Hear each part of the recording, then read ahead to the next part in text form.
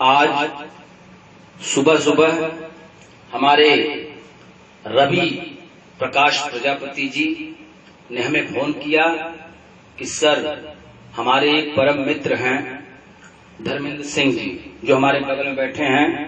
मैं इनका हार्दिक स्वागत करता हूं अपने इस कार्यालय पर। और धर्मेंद्र जी का ये सोचना है, अब तक जो हमसे मुलाकात कभी हुई भी तो यही जानना चाहते थे कि मैं राजनीतिक पार्टी का निर्माण कर रहा हूं तो मैं किस तरह से निर्माण कर रहा हूं, क्या समाज को मैं गुमराह कर रहा हूं या समाज को मैं किसी मंजिल की तरफ, किसी लक्ष्य की तरफ लेके चलने का प्रयास कर रहा हूं। तो मैं समाज को किस तरह से इस सर्वश्रेष्ठ दल पार्टी में लाने का प्रयास कर रहा हूं, वही मैं आज धर्मेंद्र सिंह जी को मैं समझाने का यहाँ प्रयास करूंगा। और आप लोग भी इस वीडियो को इतना ज्यादा शेयर कीजिएगा और समझने का प्रयास कीजिएगा तो आप देखेंगे कि आने वाले कुछ ही वर्षों में प्रजापति समाज की जो तस्वीर होगी वह कितनी बुलंद होगी, कितनी सुंदर होगी, कितना हमारे आने वाले पीढ़ियों का भविष्य उज्जवल होगा। देखिए, हमारा प्रजापति समाज पूरी तरह से उत्तर प्रदेश में इस तरह से फैला हुआ है। इसमें कहीं हमारे रवि प्रकाश प्रजापति जी भी मौजूद हैं, कहीं पर रत्नेश जी प्रजापति मौजूद हैं, कहीं पे हमारे जो सहयोगी साथी हैं वो कहीं न कहीं इस तरह से बिखरे हुए हैं। पूरे उत्तर प्रदेश में हमारा प्रजापति समाज इस तरह से बिखरा हुआ है। और मैं आपको बताना चाहूंगा, इसी तरह से एक समय था जब हरिजन समाज पूरी तरह से बिखरा हुआ था। उनके एक मसीहा मान्यवर कांसीराम साहब निकले और उन्होंने इस हरिजन समाज को एक ऐसा पाठ पढ़ा दिया कि यह समाज पूरी तरह से बिखरा रहने के बावजूद भी एकदम धीरे धीरे धीरे धीरे इस तरह से एकदम, देखिए आप, एकदम इस तरह से एकदम गोल बंद होना शुरू हो गया। और एक समय ऐसा आया कि जय भीम की एक पहचान से एक नीला झंडा हाथी वाला लेकर के वह सुश्री बहन कुमारी मायावती जी के नेतृत्व में 4 बार सत्ता को हासिल कर लिया। साथियों, ठीक इसी तरह से हमारा भी प्रजापति समाज बिखरा हुआ है और हम सबको उसे गोल बंद करना है। अब मैं आपको दिखाना चाहूंगा, इसी में कुछ लोग नौकरी पेशा लोग हैं, कुछ लोग वकील साहब हैं, मास्टर साहब हैं, डीएम साहब हैं, एसपी साहब हैं, दरोगा साहब हैं, पुलिस की भर्ती में है, कोई दुकानदार है, कोई क्या है क्या है क्या है, आप देख लीजिए। ये सभी लोग अपना अपना काम करने में मशगूल हैं। इसी तरह से हरिजन समाज में भी, यादव समाज में भी नौकरी पेशा लोग थे, शिक्षक थे, एसपी थे, डीएम थे, सभी लोग थे। आप अपना विस्तृत दिमाग करके समझने का प्रयास करिएगा। मैं केवल आपको दिखाना चाहता हूं, फिर भी मानवर कांसीराम साहब ने और माननीय मुलायम सिंह यादव जी ने सबको गोलबंद कर लिया इस तरह से, देख रहे हैं आप। और यहाँ पर हरा लाल साइकिल वाला झंडा लेकर क्या समाजवादी पार्टी के नाम से पूरा यादव धरती पुत्र मुलायम सिंह यादव का नारा लगाता है, माननीय अखिलेश भैया का नारा लगाता है। तो साथियों, हम प्रजापति लोगों को भी इस बात पर ध्यान देना होगा कि हमें गोलबंद किस तरह से होना है। ये गोलबंद होना है और एक झंडे के नीचे किस तरह से होना है। अब हमारे समाज को देखिए, इस समाज का कोई भी नेतृत्व करने वाला नहीं है, इसलिए सभी नेता, चाहे वो अपने प्रजापति भाई हों, मंत्री के रूप में कभी रहे किसी सत्ता में, कई बार मंत्री रहे, और वे जो है इस तरह से दो एक की संख्या में, मैं थोड़ा ज्यादा रख दे रहा हूं, आप समझिए ज्यादा नहीं, 2-4 लोगों की संख्या में इस प्रजापति समाज को बहका करके कोई मुलायम सिंह यादव के पीछे लेके भाग रहा है, कोई बहन जी के पीछे भाग रहा है, कोई कहां भाग रहा है, आप अध्ययन कर लीजिएगा। मेरा सिर्फ यही कहना है कि मैं आपको समझाना चाहता हूं। ये हो गए नेता और मंत्री अपने समाज के, जो एक राजनीतिक पार्टी नहीं बनाने की क्षमता रखते हैं और समाज को बहका बहका करके ले जाते हैं, अपनी अटैची भरते हैं। मैं सीधा सीधा कह रहा हूं, इल्जाम लगा रहा हूं, इसको आप लोग अन्यथा मत लीजिएगा। मैं सिर्फ आपके विवेक को विस्तृत करने के लिए, आपको समझाने के लिए सिर्फ इस बात को बता रहा हूं साथियों कि इनका साथ छोड़िए, इन्हें धूल चटाइए। जब तक आप इनका साथ नहीं छोड़ेंगे ये गोल बंद होकर के नहीं आएंगे आपके साथ। ये आपको छिन्न भिन्न कर देंगे। कुछ टुकड़ियों में बसपा के लिए बांटेंगे, कुछ टुकड़ियों में सपा के लिए बांटेंगे, कुछ टुकड़ियों में कांग्रेस के लिए बांटेंगे और कुछ टुकड़ियों में भाजपा के लिए बांटेंगे।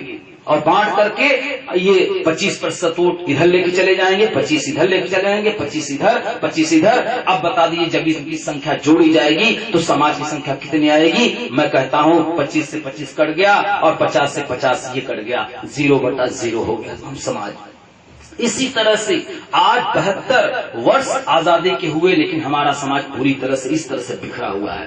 साथियों, इसको गोल बंद करने का हमने जो प्रयास किया है, मैं उसी को बताना चाहता हूं कि सर्वश्रेष्ठ दल पार्टी में आप सब एक हो जाइए। सर्वश्रेष्ठ दल का एक अध्यक्ष मैं राजेश प्रजापति आपका नेतृत्व करने के लिए पूरी तरह से कमर कस के खड़ा हूं। इसके पहले भी और भी राजनीतिक पार्टियां बनी। सोचिए आप, इतने माहौल में इतनी राजनीतिक पार्टियां होने के बावजूद हमने ये दृष्टता की कि अपने समाज को जगाया जाए। 2500 वर्ष से बनी हुई पार्टियां, 4 वर्ष 10 वर्ष से बनी हुई पार्टियां प्रजापति समाज में कीड़े की तरह रेंग रही हैं समाज में, लेकिन आज तक प्रजापति समाज को सत्ता में कोई भी हिस्सेदारी नहीं दिला सकती। मैं बताना चाहूंगा, ये हो गए नेता मंत्री और ये हो गए सामाजिक संगठन के तमाम जिलों में अध्यक्ष। ध्यान दीजिएगा, ये सामाजिक संगठन के तमाम जिलों में अध्यक्ष हैं, प्रांतीय अध्यक्ष हैं, जो समाज को किसी बसपा, सपा, भाजपा, कांग्रेस में ले जाने का प्रयास करते हैं और भिखारियों की तरह भारतीय जनता पार्टी से, बहुजन समाज पार्टी से, समाजवादी पार्टी से, कांग्रेस से टिकट मांगने के लिए वहां लाइन लगाए रहते हैं। मैं राजेश प्रजापति इनसे कहता हूं कि मैं एक बोरा भर करके टिकट देने के लिए तैयार हूं, ये चुनाव लड़के दिखाएं। इसके बाद आते हैं वो अपने पदाधिकारी, जिनको मैं आपके नेतृत्व के लिए खड़ा कर रहा हूं, जगह जगह से नेतृत्व करने के लिए खड़ा कर रहा हूं। इनको कह रहा हूं कि आप केवल इनको गोलबंद कीजिए, इनको। लेकिन इनके दिमाग पता नहीं कहां हैं। कुछ तो ऐसे हैं कि ये जो है भड़काऊ काम कर रहे हैं, कुछ जो है हमारी कमियों को तलाश रहे हैं, हमारी कमजोरियों को पकड़ करके समाज में उजागर करना चाह रहे हैं, जबकि मेरी एक कमजोरी इन लोग के पास नहीं है और ये शायद बहुत ढूंढेंगे तो भी नहीं मिलेगा। इसलिए साथियों, मैं आपको बताना चाहूंगा कि आप सिर्फ सर्वश्रेष्ठ दल पार्टी में सभी लोग एकजुट हो जाइए। केवल समाज का नेतृत्व करना है, ये अपना वोट बैंक है। अगर इस वोट बैंक को आपने एकजुट कर लिया तो मैं गारंटी देता हूं यादवों से भी संख्या आपकी ज्यादा है। बहस कर लीजिएगा, आपस में किताबों का अध्ययन कर लीजिएगा, कानून पढ़ लीजिएगा और प्रतिशत का भी अध्ययन कर लीजिएगा। लेकिन मैं कह रहा हूं, अगर ये गोला, चक्रवर्ती, तमाम जातियों में अगर ये समाज नहीं बटा होता है तो यह समाज की संख्या सबसे ज्यादा है। और इस समाज को सिर्फ एक झंडा यहीं पे है, कहीं देखिए, इस समाज को सिर्फ एक झंडे के नीचे ला करके खड़ा कर देना है। आपकी तस्वीर, अगर प्रजापति समाज की तस्वीर ना बदले तो हमसे पूछिएगा। इस झंडे में दर्शन जो है मैं आपको दिखा देना चाहता हूं। ये प्रथम भाग केसरिया है, बीच में 50% सफेद है और अंत में आसमानी 25% है। केसरिया रंग क्रांति, वीरता, बलिदान, उत्साह, उमंग का प्रतीक है और सफेद रंग शांति, स्वच्छता, ईमानदारी, भाईचारा का प्रतीक है और आसमानी रंग आसमान की ऊंचाइयों पर आगे बढ़ने का प्रतीक है, सार्वभौमिक एकता का प्रतीक है, जिसमें हमारे धर्मेंद्र सिंह जी हमारे पास आकर के बैठे हुए हैं। ये सार्वभौमिक यानी इस भूमि पर रहने वाले तमाम जाति के लोग जो आपसे ताल्लुकात रखते हैं, जो आपको पसंद करते हैं, वे भी आपके साथ आएंगे। सोच करके देखिए, हरिजन समाज के साथ ब्राह्मण जा सकता है राजनीति करने, मौर्य जा सकता है, मुसलमान जा सकता है, क्षत्रिय जा सकता है, तो क्या हम प्रजापति लोगों के साथ ये लोग नहीं आएंगे? आएंगे, लेकिन जब पहले आप एकजुट तो होइए। और अगर आप सब समझते हैं कि आपकी स्थिति 50% शांत है, तो अपने दिल में, अपने खून में, अपने दिमाग में 25% केसरिया रंग की तरह उत्साह भर लीजिए। आप एक जंग करते हुए, एक ऐलान के तहत आप भी आसमान की ऊंचाइयों पर अपने समाज को पहुंचा सकते हैं। सिर्फ यही बताना चाहता हूं। तो आपको करना क्या है, केवल इस झंडे को बुलंद करना है। हर प्रजापति के दरवाजे पर यह झंडा लगना चाहिए। और एक पहचान, अगर हरिजन समाज ने अपनी पहचान बनाई है जय भीम, तो हम अपनी पहचान बनाते हैं जय सर्वश्रेष्ठ। धरती पर आप सब सर्वश्रेष्ठ हैं। हमारे धर्मेंद्र जी क्षत्रिय समाज से होने के बावजूद भी मैं इन्हें मानता हूं ये भी सर्वश्रेष्ठ हैं। क्यों? क्योंकि सर्वश्रेष्ठ आकृति सिर्फ और सिर्फ इस धरती पर मानव की है, किसी जानवर की नहीं, किसी पेड़ पौधे की नहीं। आविष्कारक, वैज्ञानिक सर्वश्रेष्ठ खिलाड़ी रहे हैं, सर्वश्रेष्ठ वैज्ञानिक रहे हैं। आप समझ सकते हैं सर्वश्रेष्ठ के नाम में वो महिमा है जिसको लिखा जाए तो कई पेज लिखे जा सकते हैं, बशर्ते इस समाज का एक व्यक्ति लिखने को तो तैयार हो। इतिहास साथियों रचा जाता है, कोई दूसरा जाति का व्यक्ति आपके इतिहास को रच करके आपके हाथों में नहीं देगा, आपके महापुरुषों का नाम रोशन नहीं करेगा, आपको करना होगा। इस बात को पूरी तरह से समझने का प्रयास कीजिए और जय सर्वश्रेष्ठ के इस नारे को प्रजापति के हर कानों में पहुंचाने का जिम्मेदारी आप लीजिए। मैं किसी के साथ छल कपट नहीं कर रहा हूं, मैं सिर्फ यही बता रहा हूं कि अपने प्रजापति भाइयों को गोलबंद कीजिए। ये सामाजिक संगठन के जो अध्यक्ष लोग हैं, प्रांतीय हैं, जिले स्तर पर हैं, मैं इनसे भी आह्वान करता हूं कि समाज को किसी के पीछे ले जाने से समाज का भविष्य उज्जवल नहीं हो सकता। सिर्फ और सिर्फ एक राजनीतिक पार्टी, जिस तरह से माननीय कांशीराम साहब ने हरिजन समाज के लिए बहुजन समाज पार्टी बनाई, माननीय मुलायम सिंह यादव ने यादव समाज के लिए समाजवादी पार्टी बनाई, उसी तरह से मैं राजेश प्रजापति अपने प्रजापति समाज के लिए सर्वश्रेष्ठ दल पार्टी बनाई। आप लोग अगर इसको समझते हैं तो मैं आपसे गुजारिश करता हूं, चाहे आप नौकरी पेशा हो, वकील हो, मास्टर हो, आप जो है थोड़ा सा इस समाज को समझाने में मेरी मदद कीजिए। मैं आपसे आज गुजारिश करता हूं। बस साथियों इतना ही समझाना है। और कोई कितना ही आपको बहकाने का प्रयास करे, किसी भी मंत्री, नेता, विधायक, ये सभी लोग इस पार्टी के पक्के प्रतिद्वंदी हैं, मेरे प्रतिद्वंदी हैं। मेरी मदद के लिए 1 रुपया नहीं खर्च करेंगे, ना ही किसी थाने में मेरे लिए फोन लगा करके बात करेंगे। और देख लीजिए, ये भी जब फंसते हैं तो किसी राजनीतिक चौखट का दरवाजा चुनते हैं। और समाज की तमाम जो आपदा विपदे हैं, जो दुख है, जो कष्ट है, जो समाज पूरी तरह से तड़प रहा है, ये सब एक थाने का मैटर आता, सबकी बीपी हाई हो जाती है। अगर आप गोलबंद हो जाएं मेरे नेतृत्व में, जैसे मैं कहूं वैसे बोलिए, जैसे मैं कहूं वैसे उठिए, जैसे मैं कहूं वैसे चलिए, देख लीजिए अगर दरोगा आपके किसी भी लड़के को, बच्चे को अगर किसी गलत केस में फंसा दे तो आप हमको जूता से मारिएगा। मैं आपको कहता हूं आप केवल गोलबंद हो जाइए साथियों, और कुछ नहीं कह रहा हूं, गोलबंद होने के लिए कह रहा हूं। और सर्वश्रेष्ठ का यह झंडा बुलंद कीजिए और जय सर्वश्रेष्ठ की पहचान से चारों तरफ ये बता दीजिए कि हम प्रजापति लोग भी इस लोकतंत्र में सत्ता की हिस्सेदारी रखने की कुव्वत रखते हैं, क्षमता रखते हैं।